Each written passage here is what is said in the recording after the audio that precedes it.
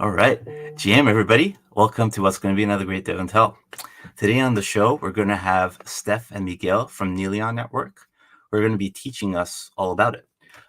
So Nillion Network is the world's first blind computation protocol, and you might have seen quite a bit about it on your timeline, like I have. And what we're going to be learning today is what it's all about and how we can start building with it. So before we get into that, let's hear a brief word from our sponsors. Today's episode of DevNTell is brought to you by Consensus 2024 by CoinDesk. Consensus is the largest and most established global hub for all things crypto, blockchain, and Web3. Get your $299 developer pass today to connect with the industry's largest concentration of blockchain builders, learn directly from top chains and protocols, as well as join the IRL Easy A Hackathon. Use the link in the description below to grab your ticket today, and for the first 30 people to register, you can save 20% with the code DEVDAO. That's DEVDAO. Now to today's episode. Hey, GM. Welcome to the show, Miguel and Steph. It is an absolute pleasure to have both of you on. Thank you so much, Narb. Thanks. Excited to be here. Yes, excited to have you both. So I guess before we get into the content here, do you want to give a brief introduction about both yourselves, just in case people who are watching the show are meeting you for the first time? Okay, so maybe I can go first. So my name is Miguel, and I'm co-founder and chief scientific officer at Nillion. And essentially, my background is at the intersection between technology, so telecom engineering, as well as mathematics. And I'm Steph Orpilla. I lead developer relations at Nillion. My background is in engineering, but I'm super excited to be part of a company that's building ways to make cryptography so much easier for developers like me. Excellent. And I guess in terms of the name Nillion, does it have a meaning per se? I guess what's like the brief history around how it all came to be? I guess the bottom idea is to use the word nil, which in Latin means kind of nothing, to kind of illustrate the fact that when you're computing on our network, nothing is really exposed or leaked or shown. Excellent. And I've seen quite a bit of people with blindfold PFPs. Is that kind of like a like the Nillion cultural kind of thing going on, or what's the history behind that? Yeah, every Friday, our head of marketing, Charlie, does a stream where he adds blindfolds to people's PFPs to make them into blind warriors. And that's kind of a nod to our blind computation. Awesome. And this is all done live stream? Yeah, it's wow. Done one by one. Everything is completely unique, done by hands by Charlie. It's actually going on right now. Oh, wow. The dedication. That's amazing. Yeah. Awesome. Well, I mean, let's get right into the content, just in case people want to hop on that live stream after the fact to get those blindfolds on. But yeah, please take it away. Thank you very much. So I will start sharing the screen. I would like to talk to you guys about essentially a couple of cool things that we're working on at Nillion. One is around AI, and the other one is what we call the orchestration layer. So essentially, private machine learning is at the intersection of AI and cryptography. But you may ask yourselves, why have I chosen this intersection? I mean, cryptography is intersecting in many other sectors. Why this one in particular? Well, the reason is because AI is, we're in the middle of this AI revolution, which is about to transform everything around us. And also because one of the key milestones in this revolution is the creation of personalized AI. And what I mean by that is that you will have a digital clone of yourself, which will know everything that you know and will kind of empower you on the positive side. Your mental skills and your productivity will raise up. But on the not so positive side, this AI will have access to all the information that you have, all the emails that you've sent, all the messages that you have exchanged, even what you say and what you talked about, because it will be listening. It will know your thoughts, your hopes, your dreams, because it will be your confidant, your therapist, your friend. It will also have access to your fears, and it will know your strengths and your limitations and your weaknesses as well. So as you may think, as you may realize, this is a lot of power to have, because it could essentially break your relationships with other people, because it will intermediate them. It could essentially destroy your career if it wanted. It could essentially destroy you as a person. And the problem is trust, because this will be run by a company, and nowhere in history has a company had so much power over certain individual. And so this is very troublesome. This is very scary. And that's why we think that privacy has to come in hand with AI. It is a must, and it's going to elevate the need for privacy-enhancing technologies to a center position on stage that it has never occupied before. It's going to become part of mission-critical infrastructure. So that's why we think it's really cool right now to develop and to be a developer working at the intersection between those two trends, and why we think it's very cool to work on private ML. So what is the status of private machine learning? It's hard to summarize it in one slide. Here I'm focusing more on kind of private inference problem, and mostly on multi-party computation protocols. But more or less the idea is that all across the board, we've made a lot of progress. Only a few years ago, we were dealing with very simple machine learning models, managing just a few thousand parameters. And now we're dealing with more complex architectures, like transformer architectures, working with billions of parameters. But there is a price you always pay when you work with privacy in terms of performance. So just to give you an idea, Sigma, which is kind of the best in class currently at private inference of LLMs, it takes, to work with a model of 1.4 billion parameters, it takes under 10 seconds to generate one token, which is one word that you see on your screen. So this is like at least 10 times slower than plain text inference. There's a lag, there's a difference, there's a price that needs to be paid. So one could ask ourselves, we could ask ourselves, like, what is next after this? We are really excited to be exploiting or kind of taking advantage of a very famous technique from digital signal processing, which is called the discrete wavelet transform, to unlock and empower the applications around private machine learning. In particular, we're tackling the most difficult problem, which is dealing with the non-linearities, with the activation functions. Those are really hard to handle in machine learning, in private inference of machine learning or private training. And the way to go, the way we apply it, is by expressing those as a lookup table, which will be very large, but then we apply the DWT, which has a lot of compression capabilities to actually reduce the size of that lookup table so it becomes manageable. And that is kind of the main idea with this technique. It has never been applied to cryptography, so we're really excited to do that. And DWT allows you to work like a mathematical lenses or microscope. And that's what you see essentially in this picture, how a complex function can be summarized into a smaller representation that is amenable to computation. Without getting too much into those details, though, and zooming out again to the big picture, there is this difference between what cryptography can achieve today and what LLMs running in plain text can achieve. That's what I mentioned before. And it's also clear that with the billions of dollars that are being invested on the field, LLMs are like on a trajectory that is going to be probably super linear. It's going to be even maybe exponential in terms of increasing their performance and their ability to, become smarter and more intelligent. So the question is, what happens to cryptography? Will it lag behind? Will it be left behind, or will it be able to catch up? I think this is a very important question, because it actually kind of touches on whether it makes sense to work on this or not. And it better be that the answer is yes, because as I said before, our whole society is depending on our ability to provide privacy to LLMs and AI in general.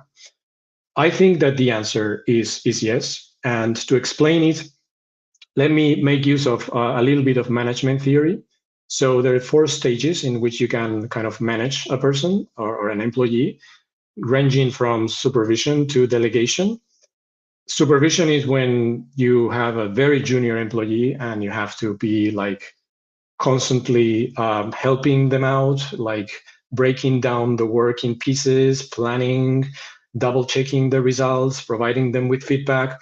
This may sound familiar to you because this is exactly where we sit nowadays with LLMs. We are supervising LLMs. We're doing this heavy work with them. But this is not going to be the same, like this forever. As they become more powerful and intelligent and autonomous, they're going to transition through the other stages all the way to delegation.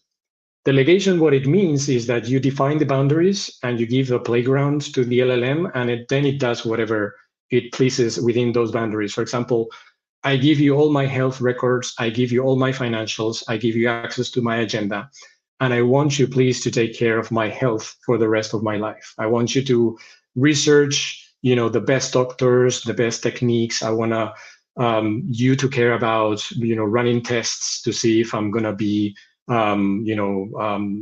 developing some cancer or some type of illness.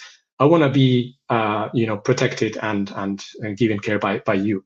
The flip side, of course, is that I have to give the LLM all that information. But that's kind of how delegation will work with personalized AI working in boundaries.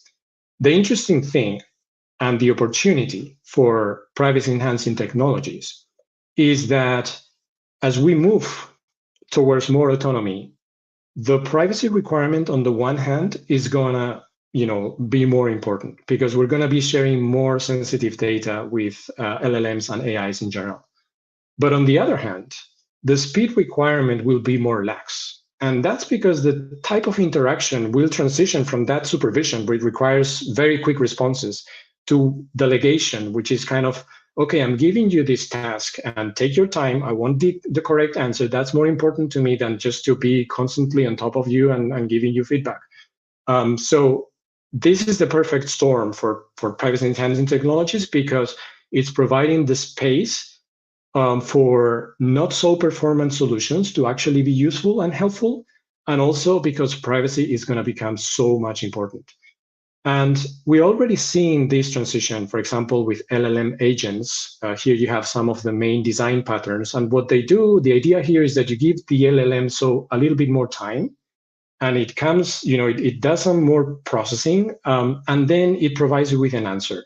And that answer is typically better than the one you would obtain with just a one-shot kind of interaction. For example, it's been measured in benchmarks that GPT 3.5 working with agents is as performant as GPT-4. So that gives you an example. And that gives you already that the trend is going towards coaching. We're in supervision, so we're already transitioning towards coaching. So let me talk a little bit then about privacy-enhancing technologies and what this is. If you're coming from a blockchain background, it almost seems like cryptography is a synonym of zero-knowledge proofs, just because zero-knowledge proofs have been so helpful and powerful in the blockchain space. But there are more things beyond ZKP. So what I would like to give you now here is kind of a mind framework for deciding when to work with three important PETs. One is ZKP, the other one is FHE, so fully homomorphic encryption, and the other one is multi-party computation, MPC. Starting with ZKP, one of the main characteristics here is that the prover is running the computation in plain text. So that's the most important element to take into account. So if you want to use it for privacy purposes, then this implicitly means that the secrets must be coming from the prover themselves. So that's what happens, for example, with private transactions on a blockchain. You have a prover, and then essentially that prover is the one contributing with a transaction and hiding the values in the transaction. There's another way or another path for applications in ZKP, which are around verifiability. The idea here is to remove the need for consensus and to be able to delegate computations to one node, but then to demand from this node to prove to the rest that they have properly run those computations. And this is the example of ZK rollups, and it's also the example of verifiable ML. But that approval is going to be running those computations in plain text. Now, there's limitations then around ZKP. You cannot store information in ZKP. You cannot run computations without seeing them. What you're demanding, if you want to be doing this, is for a different model, the one provided by FHE and MPC. In FHE case, you will have inputs coming from one client, and then all the computations are performed in encrypted form so that they can be delegated over to a server. This is a big difference compared to ZKP, because in ZKP, the prover is doing the computations in plain text. In FHE, the server is doing the computations in encrypted form. And if you want to expand this to more than one party so that you have inputs coming from different sources, then you're talking about MPC, which is a sort of extension to this FHE flavor. To complicate things a little bit more, it turns out that MPC actually can be made from different flavors, and one of these flavors is FHE. Other flavors are linear secret sharing schemes, and another one is garbled circuits. There are more, but these are kind of the main important ones. So the question might be like, which one is the best? Like, which one is going to win across the board, and it's going to replace the other ones? Which one should I focus my efforts on learning and be familiar with? It's not easy to answer this question because the trade-off space is very complex. Talking about performance, it turns out that the three ways of building MPC, they have different performance bottlenecks. For example, linear secret sharing, it's around complexity. For garbled secrets, it's bandwidth, and for FHE, it's computational complexity. But the trade-off space is even more complex than that, because if you go to cost, then you will have the question, should I be running with one node for the computations, or two nodes, or many nodes? Who runs those nodes? Who pays for them? Should I be doing pre-processing or not? Should I be using zero-knowledge proofs, for example, to make sure that the inputs are within certain ranges of values? Should I be using like specialized hardware? If you go to maturity and you have like several frameworks in front of you, then the questions will be around the due diligence for those frameworks. Like, is this an active community? Is there documentation that I can rely on? Is there, interesting channels that I can go to for help? Has there been any production ready or production touching product built on this software? The typical questions. Around security, you also have a lot of deciding to do, like what are the basic cryptographic assumptions behind the security for this framework, for this library? Is it quantum safe, for example? Does it just protect against, does it just protect the privacy of the inputs, or does it also guarantee to a certain extent that the outputs of the computation are correct? So that's passive versus active security. And also, can I compose these protocols in this library with other protocols? That's not trivial. That's not always the case. And functionally speaking, you also have like a lot of decision making to do, because not all of the PETs solve the same problem. They're complementary, functionally speaking. So which is the one that that you should be using, or which ones? It could be more than one. So which one is the best? The answer is really all of them. Like, can I keep them all? This is the main thinking that brought us to the concept of the orchestration layer. Like, we wanted to provide developers with enough range of choice so that you guys could tackle any given problem, and even combine different techniques to kind of come up with solutions that meet the requirements, being in terms of security, performance, cost, maintainability, whatnot. So choice is the name of the game. And that's why we are building towards this architecture. It's a modular architecture that, instead of focusing on one PET, it's kind of encompassing several ones. It's acknowledging the fact also that PETs is a very active area of research. So we're not prescribing and closing on a predetermined number of PETs and then implementing them, and that's about it. But rather, we're building an architecture that is flexible enough to be able to accommodate new PETs as they are developed and invented. so that we are already acknowledging that in the future there will be more innovation coming in, there will be more changes.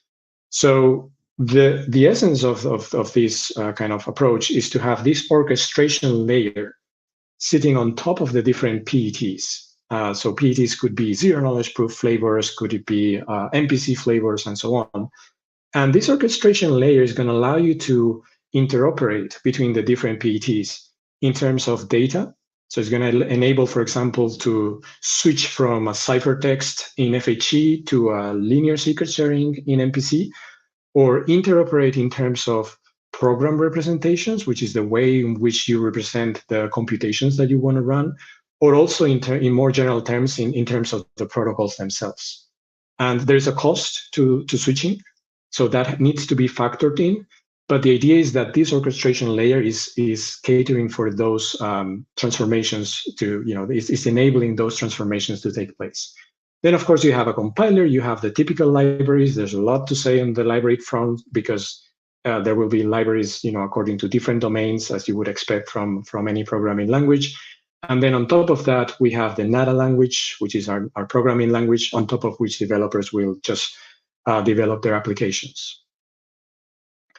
The name of the game is abstraction. The end goal is to try and provide different levels of abstraction for developers to work in.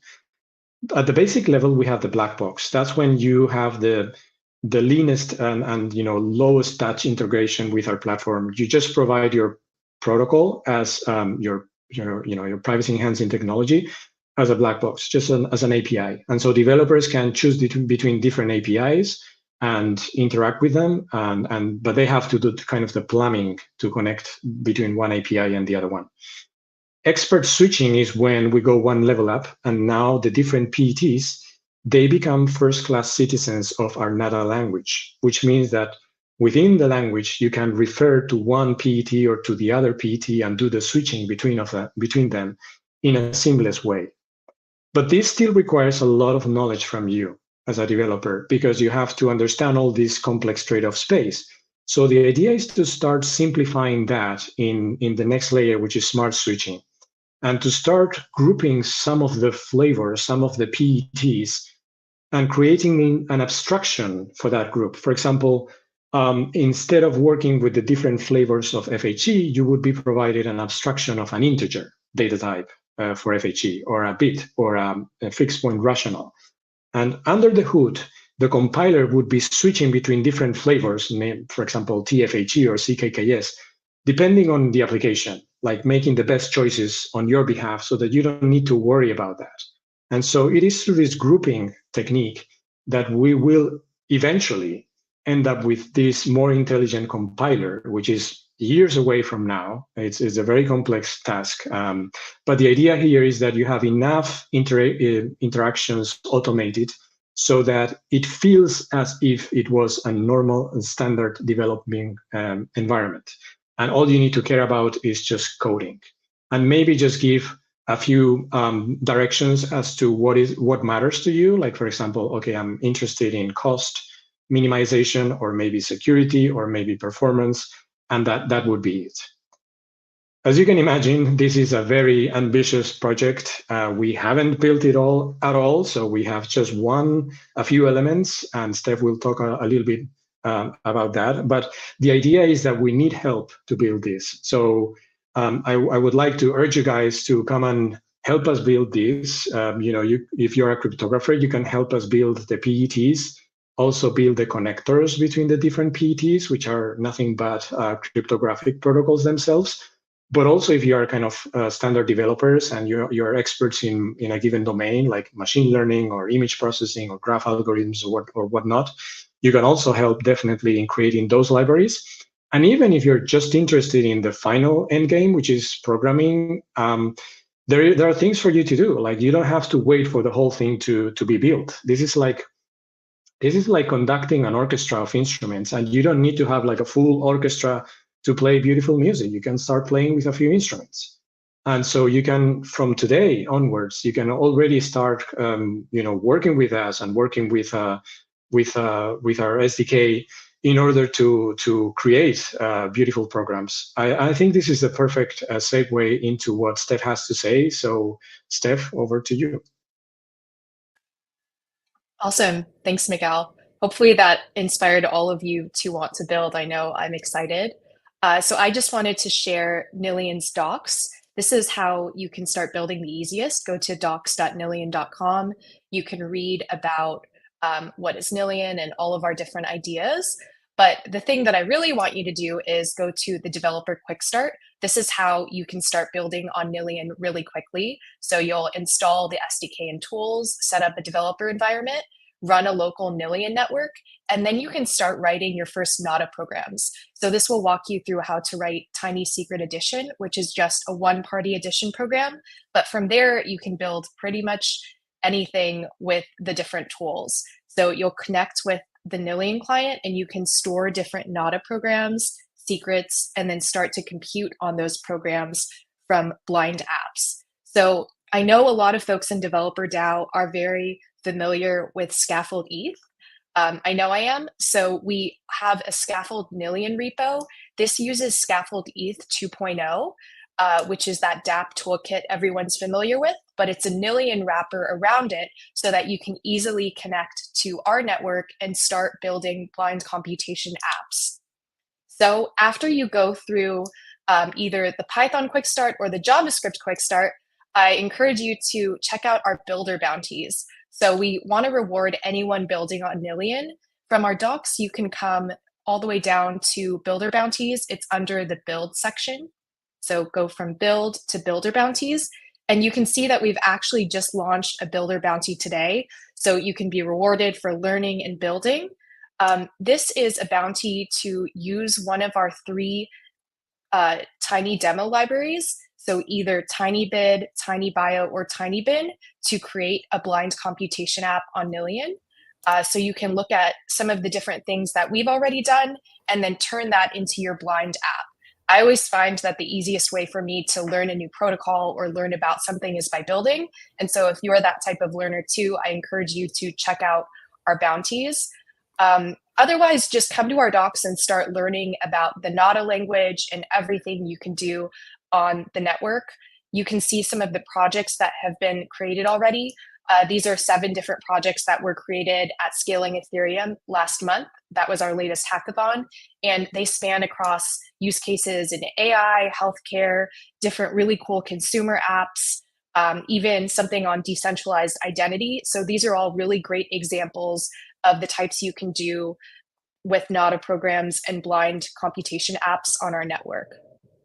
I think that's pretty much everything for me. So maybe we could take some questions if there are any. Yeah, that last part actually is a good segue into a question I have. So, there's obviously a lot to digest here, and thank you so much for going into the depth you did.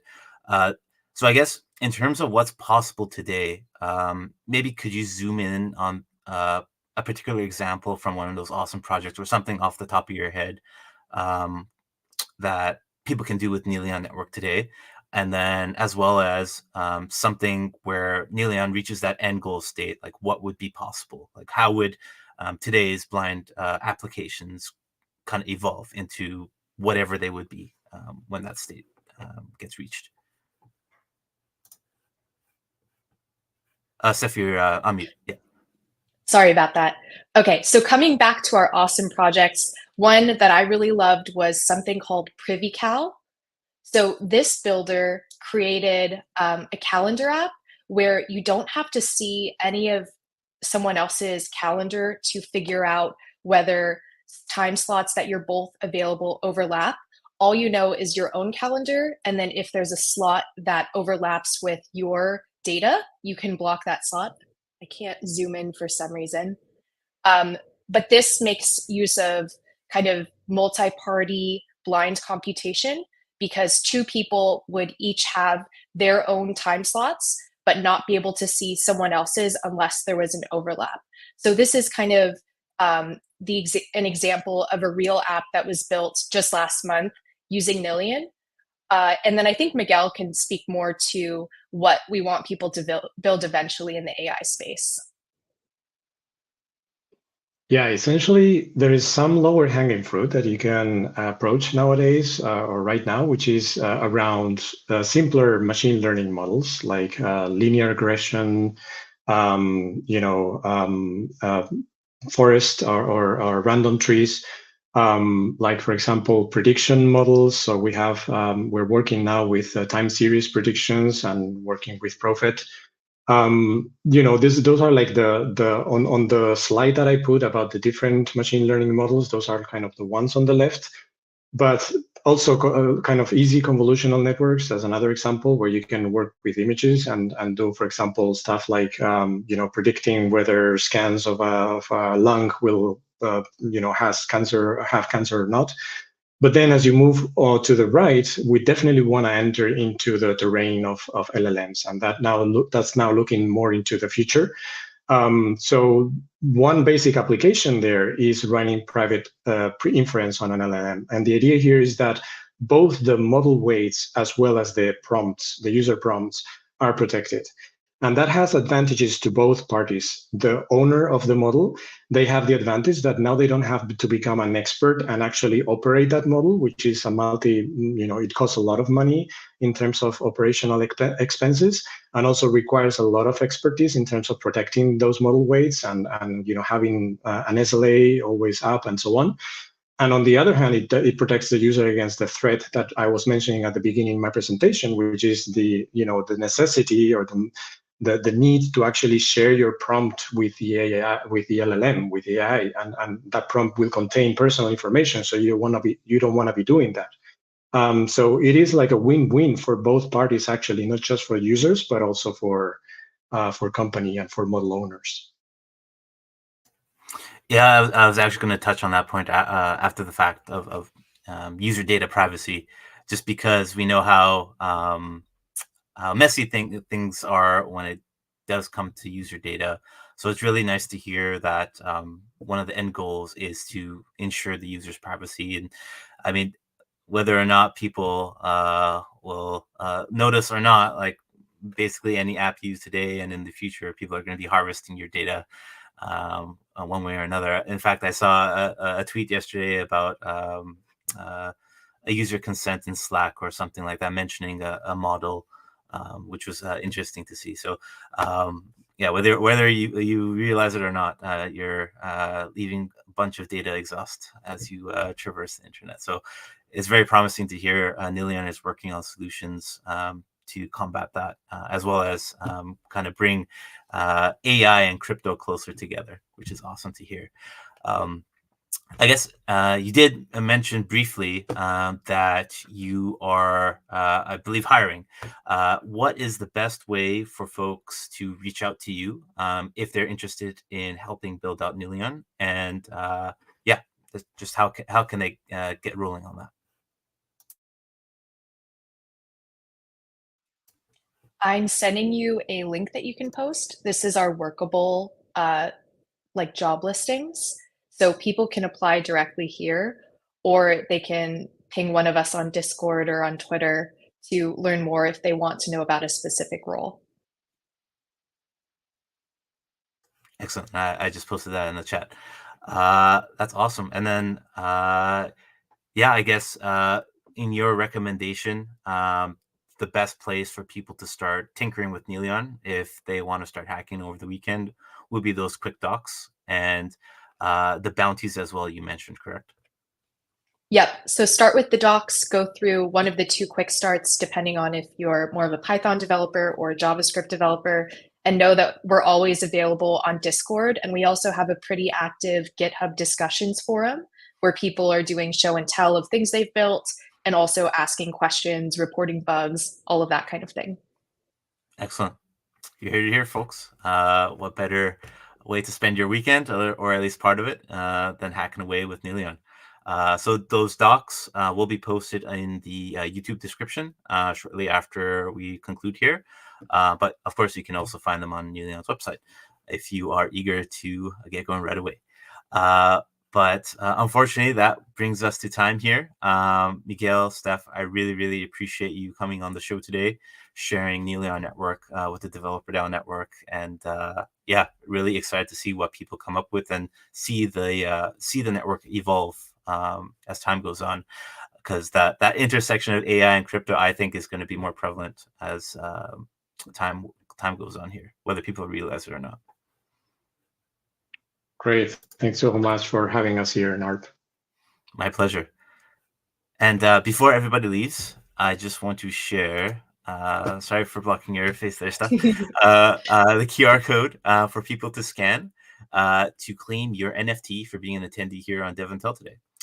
So what you'll want to do is scan this QR code, fill out the form, and you'll be airdropped a attendee NFT on the base network within a couple of days for attending DevNTell Live. So you'll have an hour and a half from now to be able to claim that before the form closes. So definitely get on that. And with that, just want to wish everybody a very happy Friday, happy weekend, and we'll catch you back here next week for another episode of DevNTell. All right, all. Have a good one. Thank you. Thank you.